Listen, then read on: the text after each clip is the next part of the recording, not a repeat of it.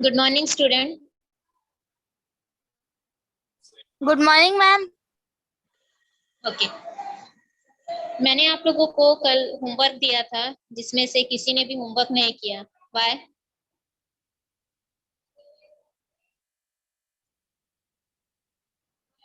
ठीक है, आज हम देखते हैं N2 नाइट्रोजन। ठीक है, सिंगल N अगर रहा तो वो एक एटम होगा, ठीक। लेकिन जहां पर वो N2 हो गया, दो नाइट्रोजन जहां पर है, ठीक है, तब वो क्या होता है, एक एलिमेंट बनता है, एक मॉलिक्यूल बन जाता है। ठीक है, तो चलिए हम देखते हैं। Now we will consider nitrogen in which each nitrogen atom share 3 electron. दो नाइट्रोजन के बीच में कैसे कोवेलेंट बॉन्ड बनता है, कितने बॉन्ड बनते हैं वो देखते हैं। ठीक है, तो यहाँ पर जैसा कि आप लोग जानते हैं कि नाइट्रोजन का एटॉमिक नंबर कितना होता है। नाइट्रोजन का एटॉमिक नंबर बताइए।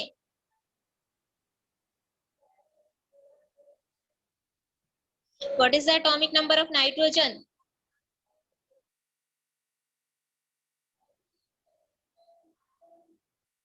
मैम 7। 7 लिखा हुआ दिख रहा है, उसके बाद भी आप लोग आंसर नहीं करते हैं। नाइट्रोजन का एटॉमिक नंबर 7 होता है। कॉन्फ़िगरेशन क्या होगा, इलेक्ट्रॉनिक कॉन्फ़िगरेशन 2 और 5। दैट मींस कि आउटर मोस्ट शेल में कितने कितने इलेक्ट्रॉन होंगे। दोनों नाइट्रोजन के आउटर मोस्ट शेल में 5 इलेक्ट्रॉन होंगे, जो कि यहाँ पर शो किया गया है, देखो। ठीक है, एक नाइट्रोजन के आउटर मोस्ट शेल में 5 इलेक्ट्रॉन, दूसरे नाइट्रोजन के आउटर मोस्ट शेल में भी 5 इलेक्ट्रॉन। अब ये दोनों नाइट्रोजन को कितने इलेक्ट्रॉन की जरूरत है अपने ऑक्टेट को कंप्लीट करने के लिए? कितने इलेक्ट्रॉनों की जरूरत है दोनों नाइट्रोजन को अपने ऑक्टेट कंप्लीट करने के लिए? आउटर 5 इलेक्ट्रॉन है, तो जाहिर सी बात है ना कि 3 ही इलेक्ट्रॉन की जरूरत होगी अपना ऑक्टेट कंप्लीट करने के लिए। Yes ma'am. ठीक, तो दोनों नाइट्रोजन को 3 इलेक्ट्रॉन की जरूरत है। ठीक है, तो ये दोनों क्या करेंगे, देखो यहाँ पर 3 इलेक्ट्रॉनों का शेयरिंग हो रहा है। दोनों नाइट्रोजन 3 इलेक्ट्रॉनों का शेयरिंग कर रहे हैं, और जिससे दोनों का ऑक्टेट कंप्लीट हो जा रहा है। और यहाँ पर देखिए ट्रिपल बॉन्ड बन रहे हैं। ठीक है, कितने बॉन्ड बन रहे हैं? ट्रिपल बॉन्ड बन रहे हैं। क्लियर? Yes ma'am. क्लियर है? Okay, we yes have ma'am. Already seen how single and double bond are formed between two carbon atom. हमने इससे पहले भी देखा है कि दो कार्बन एटम के बीच में कैसे सिंगल और डबल बॉन्ड बनता है। और इसी तरह से triple bond are also formed between two carbon atom. इसी तरह से दो कार्बन एटम के बीच में ट्रिपल बॉन्ड भी बन सकते हैं। For example molecule of C2H2 का अगर हम मॉलिक्यूल लेते हैं, ठीक है, तब यहाँ पर ट्रिपल बॉन्ड बनेगा। कैसे ट्रिपल बॉन्ड बनेगा, चलिए देखते हैं। देखिए यहाँ पर कार्बन का एटॉमिक नंबर कितना हो गया, 6 हो गया। ठीक है, इलेक्ट्रॉनिक कॉन्फ़िगरेशन क्या होता है, 2 और 4 होता है, मतलब आउटर मोस्ट शेल में 4 इलेक्ट्रॉन प्रेजेंट है। ठीक है, ऑक्टेट कंप्लीट करने के लिए 4 इलेक्ट्रॉनों की जरूरत है ना? Yes ma'am. बट यहाँ पर आप देख सकते हैं कि C2 मतलब कार्बन के 2 एटम प्रेजेंट है और हाइड्रोजन के 2 एटम प्रेजेंट है। ठीक है, तो अब हर एक को अपना अपना ऑक्टेट कंप्लीट करने के लिए यहाँ पर देखिए दो कार्बन का हमने इलेक्ट्रॉन डॉट स्ट्रक्चर बनाया है और दो हाइड्रोजन का हमने इलेक्ट्रॉन डॉट स्ट्रक्चर बनाया है। ठीक है, तो यहाँ पर देखिए हाइड्रोजन के पास एक एक इलेक्ट्रॉन है। हाइड्रोजन का एटॉमिक नंबर 1 होता है ना, इलेक्ट्रॉनिक कॉन्फ़िगरेशन भी 1 होगा। तो हर एक हाइड्रोजन के पास में कितने कितने इलेक्ट्रॉन है? एक एक इलेक्ट्रॉन है ना? Yes ma'am. ठीक है, अब यहाँ पर देखिए दो हाइड्रोजन और दो कार्बन एटम है, मतलब दोनों कार्बन के आउटर मोस्ट शेल में 4 इलेक्ट्रॉन है। देखिए इस कार्बन के आउटर मोस्ट शेल में, देखिए यहाँ पर कार्बन का जो आउटर मोस्ट शेल है 4 इलेक्ट्रॉन होना चाहिए। देखिए इस कार्बन के पास 4 इलेक्ट्रॉन है, 1 2 3 4 है ना, 4 इलेक्ट्रॉन। इस कार्बन के पास भी 4 इलेक्ट्रॉन है। जो डॉट वाला है वो कार्बन के इलेक्ट्रॉन है, 1 2 3 4। ठीक है, डॉट वाला जो दिख रहा है वो कार्बन के इलेक्ट्रॉन है। तो दोनों कार्बन के आउटर मोस्ट शेल में 4 इलेक्ट्रॉन हो गए, और हाइड्रोजन के पास 1 इलेक्ट्रॉन हो गया, है ना? तो कार्बन और हाइड्रोजन क्या करेंगे, इलेक्ट्रॉनों का शेयरिंग करेंगे, और इस तरह से उनका ऑक्टेट कंप्लीट होगा। ठीक है, यस मैम।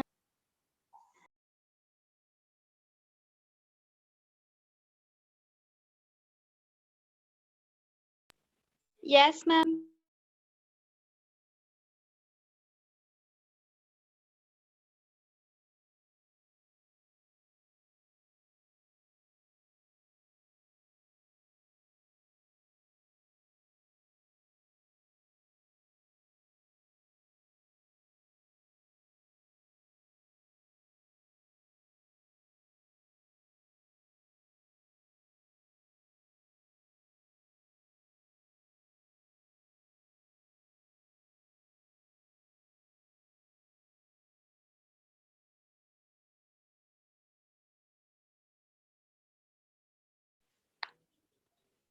मैम आपकी आवाज नहीं आ रही है।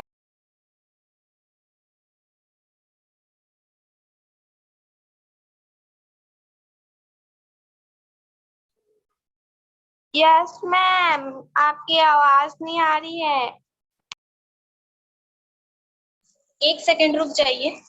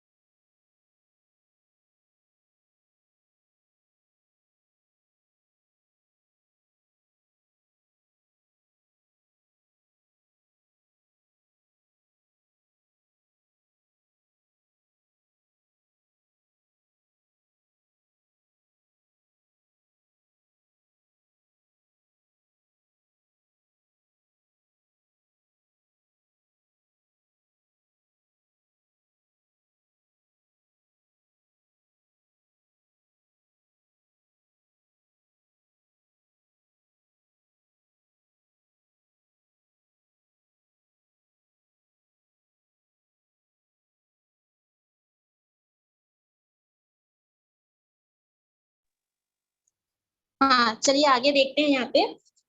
अब देखिए कार्बन जो है और हाइड्रोजन जो है इलेक्ट्रॉनों का शेयरिंग करेंगे, ठीक है। ये जो हाइड्रोजन है यहाँ पर देख सकते हैं, ये जो हाइड्रोजन दिख रहा है ये अपने 2 इलेक्ट्रॉनों को इस कार्बन को देगा। ये हाइड्रोजन जो है अपने 2 इलेक्ट्रॉनों को कार्बन के साथ शेयर करेगा। उसी तरह से कार्बन ही अपने इलेक्ट्रॉनों को किसके साथ शेयर करते हैं, हाइड्रोजन के साथ शेयर करते हैं। और यहाँ पर देखिए ट्रिपल बॉन्ड क्रिएट होता है, ठीक है। यहाँ पर देखिए कार्बन कार्बन के बीच में ट्रिपल बॉन्ड बन रहा है। कैसे ट्रिपल बॉन्ड बन रहा है, यहाँ पर देखिए शेयरिंग हो रहा है ना। और आप लोग टोटल नंबर ऑफ इलेक्ट्रॉन भी काउंट कर सकते हैं। यहाँ देखिए कार्बन के पास टोटल नंबर ऑफ इलेक्ट्रॉन कितने हो गए। देखिए हर एक कार्बन का हम काउंट करते हैं, तो यहाँ पर फर्स्ट हम देखेंगे इस कार्बन का, देखते हैं हम 6 इलेक्ट्रॉन तो इसके पास यहीं पर है और 2 इलेक्ट्रॉन इसको यहाँ से मिल गया, मतलब इसका ऑक्टेट कंप्लीट है। कंप्लीट है ना, सबको दिख रहा है। Yes ma'am. ओके, उसके बाद हम सेकंड कार्बन को देखते हैं। ये वाला कार्बन देखेंगे आप, इस कार्बन के पास ये वाला 6 इलेक्ट्रॉन भी आप काउंट करेंगे और ये वाला 2 इलेक्ट्रॉन काउंट करेंगे, तो टोटल कितने इलेक्ट्रॉन हो गए, 8 इलेक्ट्रॉन हो गए, ठीक है। मतलब इस कार्बन का भी ऑक्टेट कंप्लीट है, ठीक है। Yes ma'am. कंप्लीट है ना, ठीक। दोनों कार्बन यहाँ पर क्या कर रहे हैं, शेयरिंग कर रहे हैं, इलेक्ट्रॉनों का शेयरिंग कर रहे हैं। कितने कितने इलेक्ट्रॉन शेयर हो रहे हैं, सिर्फ कार्बन कार्बन के बीच में कितने इलेक्ट्रॉन शेयर हो रहे हैं, देखिए यहाँ पे मैम सिर्फ कार्बन के बीच में 3 इलेक्ट्रॉन का शेयरिंग हो रहा है, इसीलिए कितने बॉन्ड बनेंगे, ट्रिपल बॉन्ड बनेंगे, है ना। अगर 3 इलेक्ट्रॉनों का शेयरिंग हो रहा है तो कितने इलेक्ट्रॉन बनेंगे, ट्रिपल बॉन्ड, ठीक है। Chapter we saw that the valency of an element depends on how many electron it accepts or loses from its valence shell in order to attain the nearest inert gas configuration। जैसे कि previous class में हमने पढ़ा था valency क्या होता है।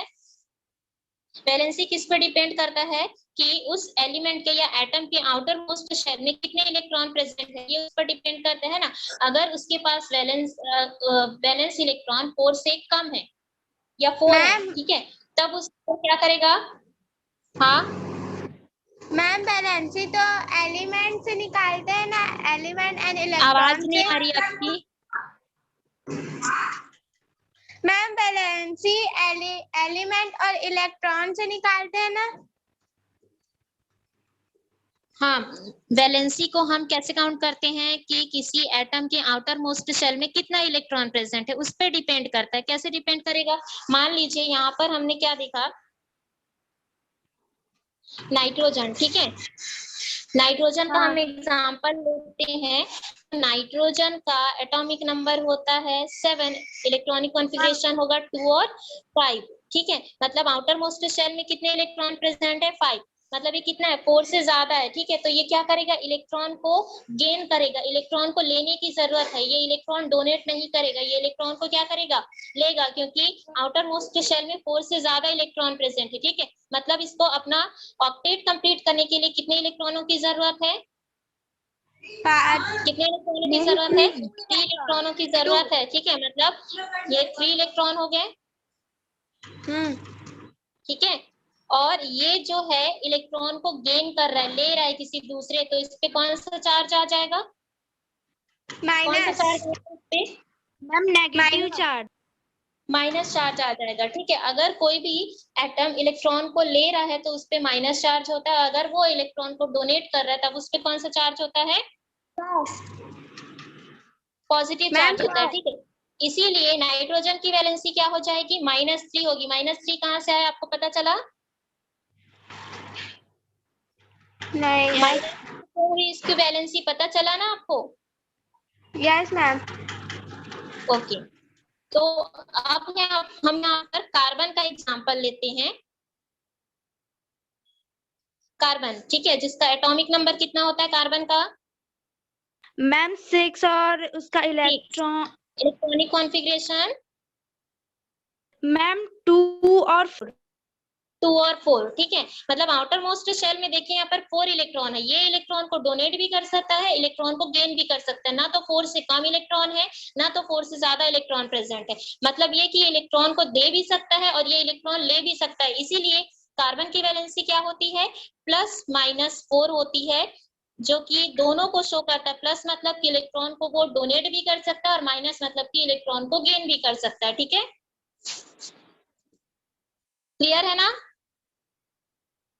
Yes ma'am. इस तरह से जो वैलेंसी होती है Yes, ma'am. वो किसी एटम के आउटर मोस्ट शेल में कितने इलेक्ट्रॉन है उस पर डिपेंड करता है, समझ आ गया। Yes ma'am. Okay, we also saw that element can also complete their octet by sharing of electron between its own atom or with atom of another element. हमने यहाँ पर बहुत सारे एग्जाम्पल देखे हैं, जैसे हमने O2 देखा, N2 देखा, यहाँ पर हमने N2 का एग्जाम्पल देखा नाइट्रोजन का, जिसमें सेम एटम थे, ठीक है। N2 जहाँ पर सेम एटम थे नाइट्रोजन, और नाइट्रोजन के बीच में इलेक्ट्रॉनों का शेयरिंग हुआ, दो नाइट्रोजन एटम के बीच में इलेक्ट्रॉनों का शेयरिंग हुआ। और कुछ एग्जांपल हमने ऐसे देखे जिसमें दो अलग अलग एटम के बीच में इलेक्ट्रॉनों का शेयरिंग हुआ, फॉर एग्जांपल CCl4, जिसमें कार्बन और क्लोरीन के बीच में इलेक्ट्रॉनों का शेयरिंग हुआ था, ठीक है। तो इस तरह से जो एटम होते हैं वो खुद एक तरह के एटम का शेयरिंग कर सकते हैं या दूसरे तरह के एटम के साथ में भी इलेक्ट्रॉनों का शेयरिंग करते हैं, ठीक है। Therefore we can understand valency as the number of electron shared by the atom of an element in order to complete their octet। इस तरह से हम क्या समझ सकते हैं कि वैलेंसी क्या होती है कि एटम के द्वारा किसी भी एलिमेंट का जो एटम होता है वो उसे कितने इलेक्ट्रॉनों की जरूरत होती है अपने ऑक्टेट को कंप्लीट करने के लिए, उस पे बेस्ड होती है। If you take the example of carbon, since the carbon atom share 4 electron to complete its octet, its valency is 4, ठीक है। अभी हमने कार्बन का एग्जांपल देख लिया। The oxygen atom in calcium oxide accept 2 electron from the calcium atom, but in carbon dioxide an oxygen atom shares 2 electron with the carbon atom। हमने क्या देखा, अगर हम कैल्शियम ऑक्साइड का फॉर्मूला क्या होता है, कैल्शियम ऑक्साइड का फॉर्मूला बताइए।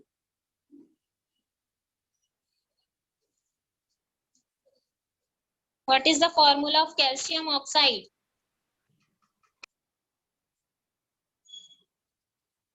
कैल्शियम का सिंबल बताइए। CaO। हाँ, कैल्शियम ऑक्साइड का फॉर्मूला होता है CaO, ठीक है, जहां पर कैल्शियम और ऑक्सीजन आपस में कंबाइन होकर कैल्शियम ऑक्साइड बनाते हैं, ठीक है। तो यहाँ पर कैल्शियम ऑक्साइड में the oxygen atom in calcium oxide accept 2 electrons from the calcium, calcium से ऑक्सीजन क्या करता है, 2 इलेक्ट्रॉनों को लेता है, and oxygen atom shares 2 electron with the carbon atom. इसी तरह से ऑक्सीजन एटम अपने 2 इलेक्ट्रॉनों को कार्बन के साथ में शेयर भी करता है। What is the valency of oxygen in 2 cases, oxygen की वैलेंसी क्या हो सकती है बताइए, ऑक्सीजन की वैलेंसी निकाल के बताइए मुझे तुरंत। ऑक्सीजन की -2 2, उसमें कौन सा चार्ज होगा, +2 होगा या -2 होगा? -2 -2, क्योंकि उसे अपना ऑक्टेट कंप्लीट करने के लिए कितने इलेक्ट्रॉनों की जरूरत होती है? 2 इलेक्ट्रॉनों के लिए। इसकी वैलेंसी क्या हो जाएगी? -2।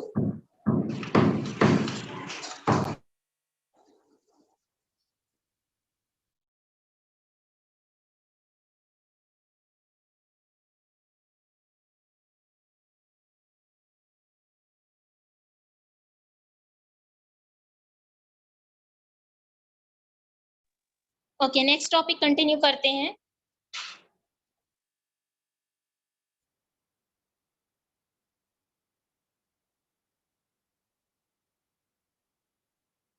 देखिए, नेक्स्ट टॉपिक है आयनिक एंड कोवैलेंट बॉन्ड्स। हमने पहले भी पढ़ चुका है आयनिक एंड कोवैलेंट बॉन्ड क्या होता है। आयनिक बॉन्ड में क्या होता है? इलेक्ट्रॉनों का क्या होता है आयनिक बॉन्ड में? शेयरिंग होता है या ट्रांसफर होता है आयनिक बॉन्ड में? मैम आयोनिक बॉन्ड में या तो एटम्स इलेक्ट्रॉन गेन करेगा या तो लॉस करेगा।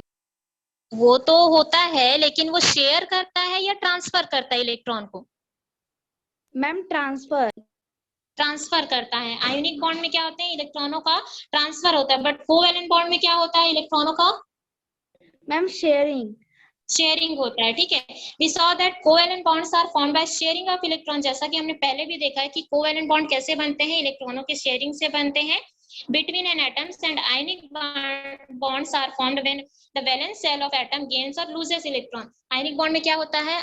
इलेक्ट्रॉन लूज और गेन होते हैं, मतलब इलेक्ट्रॉनों का ट्रांसफर होता है। ठीक है, the compounds having ionic bonds are known as ionic और electrovalent compound.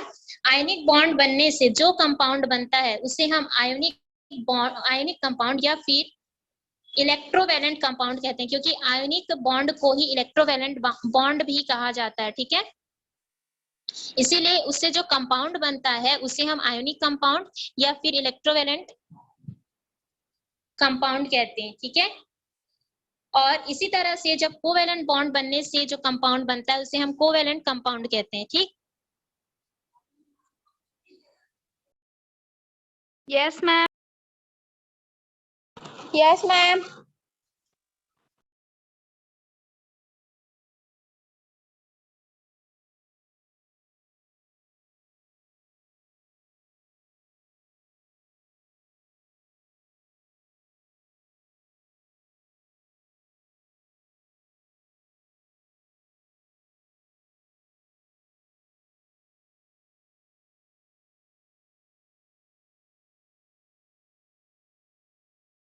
बोल मैम।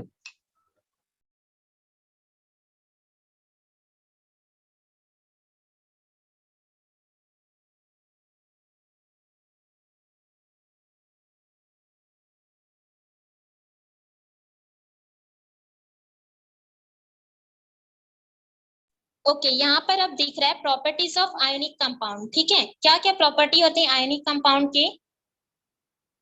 सबसे पहले तो प्रॉपर्टी होती है कि आयोनिक कंपाउंड जो होते हैं वो वाटर में सॉल्युबल होते हैं। ठीक है, जैसे हम एग्जांपल ले सकते हैं सॉल्ट और वाटर का मिक्सचर। ठीक, NaCl जो हमने लिया था ना, वो किसका फॉर्मूला है? NaCl किसका फॉर्मूला है? मैम कॉमन सॉल्ट का सोडियम क्लोराइड। सॉल्ट का फॉर्मूला है। सॉल्ट को अगर हम वाटर में डिसॉल्व कर लें, ठीक है, तो आयनिक सॉल्यूशन बन सकता है, बन सकता है ना, क्योंकि सॉल्ट क्या है? सॉल्ट क्या है? वाटर में डिसॉल्व होता है ना। ठीक है, आयनिक कंपाउंड है high melting point. Ionic compound का मेल्टिंग पॉइंट कैसा होता है? हाई होता है।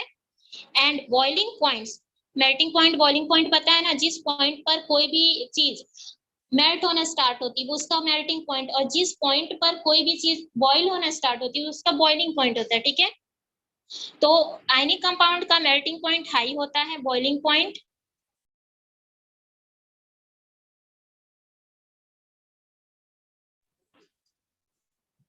because oppositely charged ion in them are held together by strong electrostatic force of attraction। क्योंकि हमने प्रीवियस क्लास में भी पढ़ा है कि जो अपोजिट चार्ज होते हैं वो एक दूसरे को अट्रैक्ट करते हैं, ठीक है, और दोनों के बीच में इलेक्ट्रोस्टैटिक फोर्स की वजह से एक बॉन्ड क्रिएट होता है। दोनों के बीच में क्या होता है, इलेक्ट्रोस्टैटिक फोर्स पाया जाता है, तो दोनों एटम को बांध कर रखता है, ठीक है। More energy is required to break the bond formed by the string electrostatic force, और इस फोर्स को तोड़ने के लिए बहुत ज्यादा एनर्जी की जरूरत होती है। Ionic compound ionize when dissolved in water or on melting and therefore can conduct electricity. Ionic compound जो होते हैं वो वाटर में डिसॉल्व होते हैं, वाटर में डिसॉल्व होने पर इसमें से इलेक्ट्रिसिटी कंडक्ट होने लगती है, ठीक है। अगर हम एक सर्किट बनाते हैं, मान लीजिए हमने सॉल्यूशन लिया, वाटर और सॉल्ट का हम सॉल्यूशन लेते हैं, ठीक है, उसमें से हम बैटरी लगा दे, इलेक्ट्रोड्स लगा दे और बल्ब लगा दे, तो उसमें से इलेक्ट्रिसिटी फ्लो होने लगेगी और बल्ब जो है वो जलने लगेगा। ये जो एक्टिविटी है हम वो नेक्स्ट क्लास में देखते हैं, ठीक है। तो इस तरह से आयनिक कंपाउंड में इलेक्ट्रिसिटी क्या होती है, कंडक्ट होती है। क्लियर है? Yes ma'am. क्लियर है सबको? Yes, अब आप लोगों का वर्क है कि आप लोग कल की क्लास में जब पढ़ेंगे तो कोवेलेंट कंपाउंड पढ़कर रखेंगे, ठीक है। कोवेलेंट कंपाउंड क्या होती है, इसकी प्रॉपर्टी क्या होती है, ये पढ़ के रखेंगे। मैं क्वेश्चन करूंगी कल, yes, ma'am. ठीक है ना। Class is over. Thank you, ma'am.